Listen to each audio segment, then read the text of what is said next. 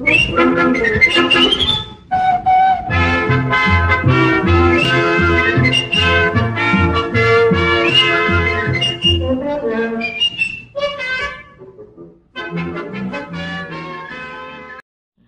boating fans, and I've just been down to the paint shop in Romford to buy the paint.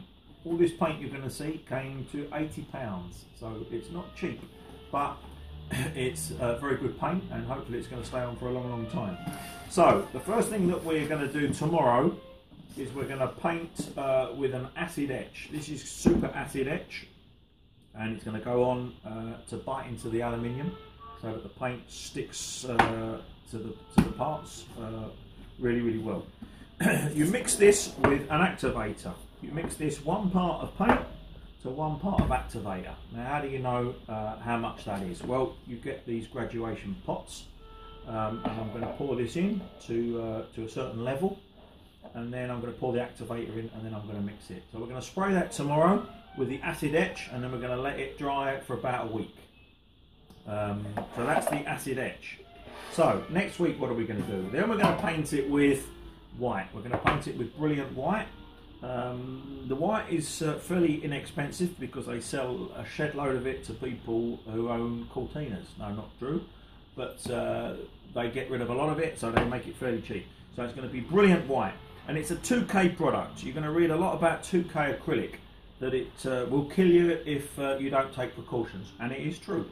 So I'm going to go tomorrow to show you all the health and safety that I've gone through to spray it with 2K acrylic. But this is not something you do at home in your spare room.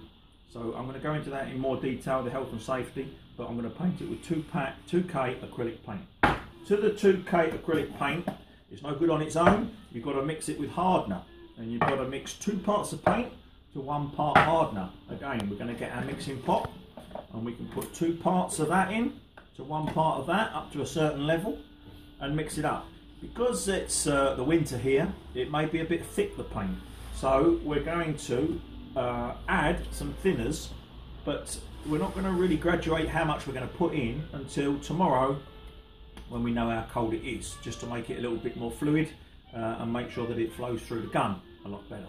So at the moment I'm saying I'm not going to add any, but if it gets very cold tomorrow and it looks a bit thick, then I'm going to add a slight amount of thinners, and I'm also going to use the thinners to clean my spray gun. So that's it. So tomorrow we're going to spray with acid etch, and I'm going to go through all the health and safety of how I do that, and then the following week I'm going to spray with white. Thanks very much.